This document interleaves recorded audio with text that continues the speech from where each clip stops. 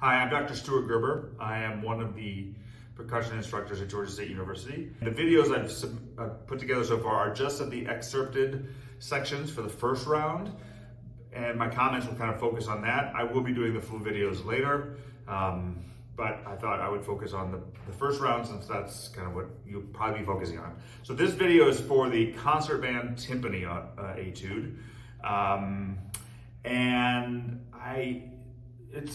it's a fine etude. It's kind of tricky. Intonation is a little funky. I mean, the upper notes aren't too hard to tune. It's just the inverted of a triad, a F major triad,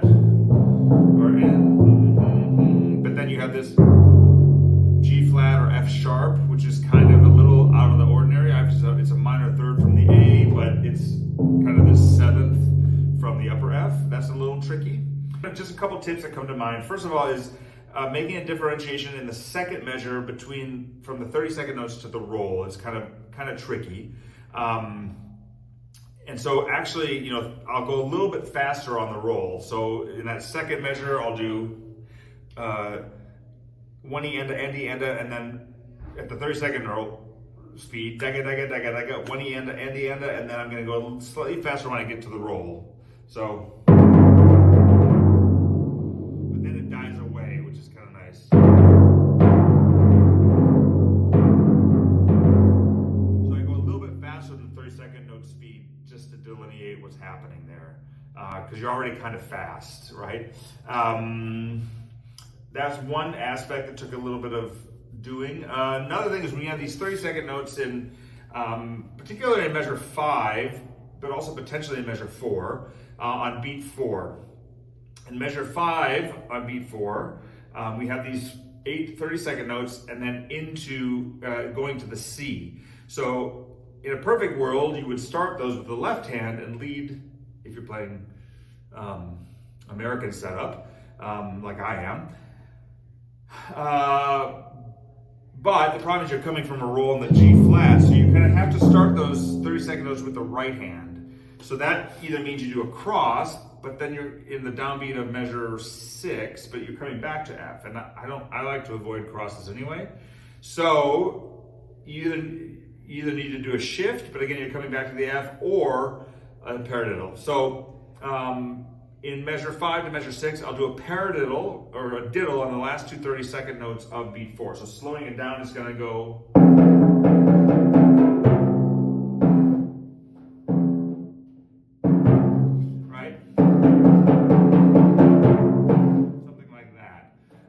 Up to speed. Tricky thing is you got to really kick that out so you can hear them. So I almost think a slight accent on those diddles. That was good. Something like that. Now, the measure before, in 4 you have the same lick, but it goes into measure 5 on the C, but then it goes down to the A on the and of 1. So in this case, you could do the same sticking, or you could do a shift. I think I do a shift, meaning beat 4 of measure 4, something like that. So I'm shifting my body over rather than crossing. I think that's what I do in the video. But if you wanted to keep the same phrasing as you know you'll have to do in measure 5, you could go.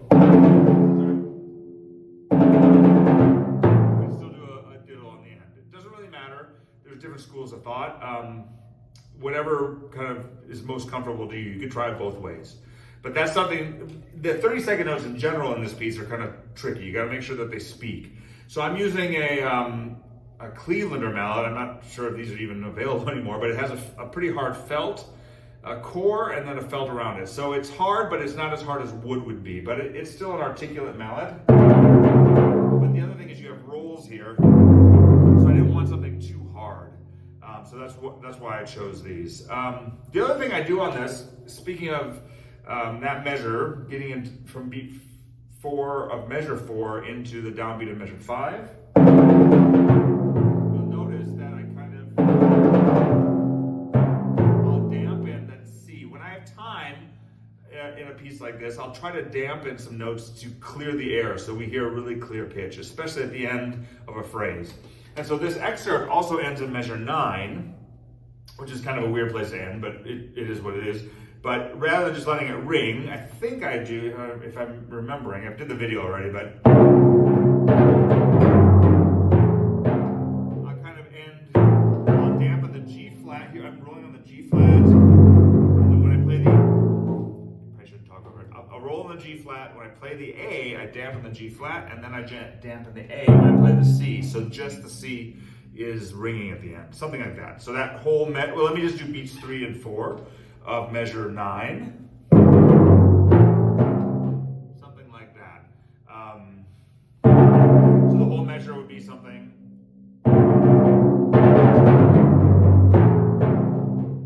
like that. Yeah, I think the tricky thing is just getting those 30-second notes to speak without being too heavy, because this one doesn't go super loud. It's not anything higher than a mezzo forte. And to be honest, what I just played was probably a little too loud right there, ideally. Because then later, when you do the whole piece, you have kind of the climax in measure 12 when it gets to forte. Yeah, but it's a nice etude.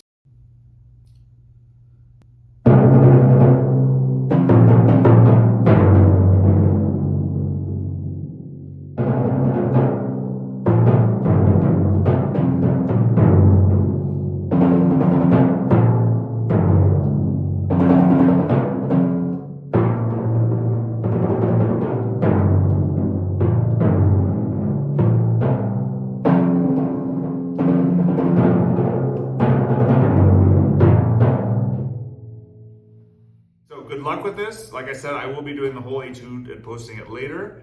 But if you have questions, you can reach out. But I think it's pretty self-explanatory. It's tricky. So good luck with it. I wish you all the best.